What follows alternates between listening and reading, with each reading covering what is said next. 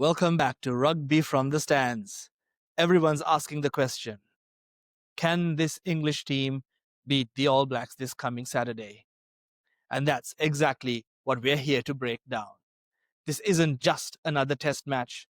This is going to be a tactical masterclass waiting to unfold. It's a clash of blueprints, a story of two halves, and a war that will be won or lost in the final 20 minutes. What we have is a fascinating script for an 80-minute battle. On one side, you got Steve Borthwick's England, a team built on control, pressure, and defensive strangulation. On the other, Scott Robertson's All Blacks, a team that can look vulnerable but is armed with a lethal clinical attack that can win a game in a 5-minute blitz. So how will this play out? We've dug deep into the data from the autumn series to find the DNA of these two teams and figure out the exact 80-minute script both Borthwick and Robertson will be writing.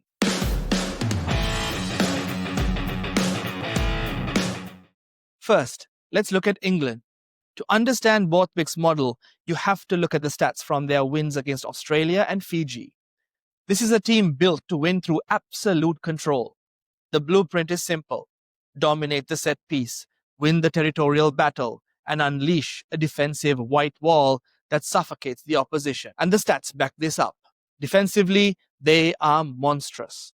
Against Australia, they made 193 tackles and, most importantly, 17 dominant tackles. That isn't just tackling, that's winning the collision, slowing the ruck, and inflicting pain. Their set piece is their foundation. Against Fiji, they had a 100% line-out success rate. Even against a tougher Australian pack, they held a 95% line-out. This is the platform for their entire game. They also dominated territory, holding 58% against Australia and 63% against Fiji. So they're dominant, right? Well, here's the critical and potentially fatal flaw in England's DNA. We call it the butchery. England are brilliant at getting into the opposition 22. They had 13 entries against Australia, but they are staggering in their inability to convert that pressure into points. Against Australia, they averaged just 1.69 points per 22-meter entry. That is a catastrophic conversion rate. To make matters worse, they constantly release the pressure they build. They lost 19 turnovers against Australia and 17 against Fiji. So you have this massive conflict, a world-class defense and set piece, shackled to an attack that wastes all the opportunities it creates.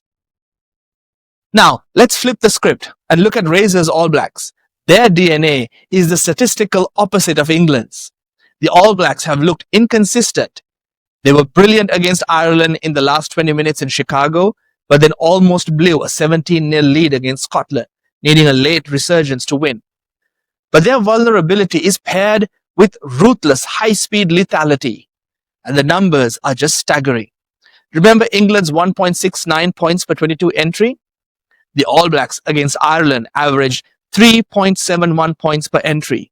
Against Scotland, it was 3.67. They need fewer than half the opportunities to score the same number of points as England. They don't rely on volume. They rely on clinical execution. And how do they do it? Tempo. Their ruck speed is blistering. 65% of their rucks against Ireland were cleared in 0 to 3 seconds. And that hit 72% against Scotland. That quick ball is the fuel for their entire attacking system. And just like England, they have a plan for the final 20 minutes. We saw them close out the game against Ireland with 88% possession in the final 10 minutes. Against Scotland, they held 63% of the ball in that same period. They know how to take the air out of the ball and close a game. Their weakness? They have struggled a little bit with the line out, and their discipline against Scotland was poor, which kept the Scots in the game. So, this brings us to the tactical schism, the central conflict of the match. It's England's volume versus New Zealand's efficiency. Can England's defense and set piece create so many opportunities that their own inefficiency wouldn't matter? Or will New Zealand's lethal attack simply feed off England's high turnover rate? This is where Steve Borthwick's 23-man selection becomes clear. He hasn't just picked a team, he's picked an 80-minute script. Phase 1, minutes 0 to 50. He's named George Ford at 10 and Freddie Stewart at 15. This is the entire game plan. This is the aerial bombardment axis. Ford, the accurate aerial general, will kick relentlessly. Stewart, the world's best under the high ball, will lead the chase. They will invite a kicking duel, backed by a destructive breakdown trio of Sam Underhill, Guy Pepper, and Ben Earl, whose entire job is to slow down that 72% all-black ruck speed. The goal for this phase is not to score tries, it's to grind, win penalties, and stay in the fight. Phase 2, minutes 50 to 80. Then comes the masterstroke. Look at the England bench. It is stacked with 6 British and Irish Lions. This is the Pom squad. Borthwick will unleash a wave of fresh, world-class talent. Luke Cowan-Dickey, Ellis Genge, Will Stewart, Tom Curry, and Henry Pollock. They are brought on to escalate the physical dominance, win the scrum battle, and create chaos. And then, with that new platform, Marcus Smith is unleashed. Smith is the antidote to England's 1.69 butchery stat. He's not there to manage the game. He's there to win it, exploiting the fractures created by the fresh pack in front of him. So, if you're Scott Robertson, how do you counter this? You have to defuse the Pom squad before it even gets on the field. First, the starter battle at 10 is the battle of the elderly statesman, England's George Ford versus Borden Barrett. Ford is metronomic with his aerial game. Barrett is brilliant, but his accuracy on contestable kicks has been a known issue. So that's going to be a massive duel. Second, the All Blacks must solve the aerial battle. With Caleb Clark out, England will be sending bombs up all day. The All Blacks must prioritize high ball ability. I expect we'll see Will Jordan at 15, Leroy Carter, who has been good under the ball, on one wing, and the powerful Lester Fainga'a-Anuku will be moved to the other. This creates a puzzle at center. If Fainga'a-Anuku is on the wing, who partners Quinn Tupaia at 13? Is it Billy Proctor, who offers great distribution but has defensive question marks? Is it the experienced Anton Leonard-Brown, who is strong defensively but has barely played this year?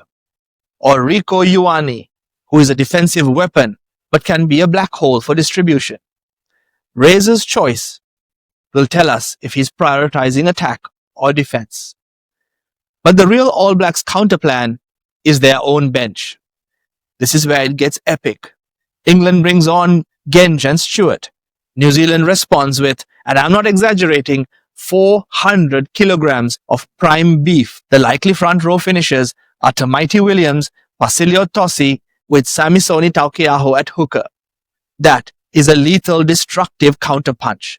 The scrum battle between Genge and Williams and Stewart and Tosi will be seismic. And then, the grand finale, the battle of the game breakers. England brings on Marcus Smith. The All Blacks will respond with their own maestro of chaos, Damien McKenzie. McKenzie has won 2 games off the bench already. That Smith versus McKenzie matchup for the final 20 minutes, that is just tasty. So, here is the final analysis from the stands. This match will not be decided by who is the better team. It will be decided by when they are better. Steve Borthwick is betting his stalwarts can take the game to the 50 to 60 minute mark with the score close. He will then unleash his Pom squad to overwhelm a tiring All Black side.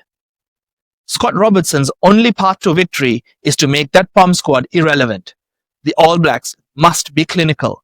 They must punish England's lost turnovers. They must use their 3.71 points per entry lethality to build a significant 10 to 15 point lead before the 60th minute.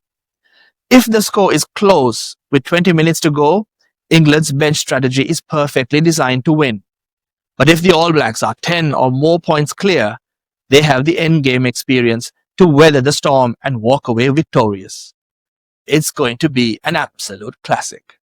So, that brings me to the prediction. A lot of people think England will win this. They're at home. They're on a 9-game winning streak. But looking at the data, I just don't see it. England are playing a high-risk game. Their strategy is built on forcing mistakes, not on a positive winning strategy of their own. They're depending on the All Blacks to make mistakes, to have a bad day. And that statistical flaw, that 1.69 points per entry, that butchery stat is what's going to cost them. You cannot be that inefficient and beat the All Blacks. You just can't. And while everyone is talking about the Pom squad, I think the All Blacks bench is actually more lethal. The impact from Williams, Taukeaho and Tossi, matched with the chaos of Damien McKenzie, is going to be too much for England. I actually think the All Blacks will get off to a flying start and build a comfortable lead by the 40 or 50-minute mark. England's finishers won't be chasing down a small gap. They'll be chasing a big one. The only thing that keeps England in this is All Blacks' ill discipline. If New Zealand see a flurry of yellow cards, this game stays tight. But if they stay patient, problem solve, and wait for their moments, their self-belief, talent, and skill will come through. My prediction, the All Blacks win this by 7 or more. What do you think? If you disagree, share your thoughts and why. If you agree, I still want to hear from you. By how much do you think the All Blacks will win? Please share your thoughts in the comments below. Please don't forget to like and subscribe so we can grow this community. I will see you in the next one.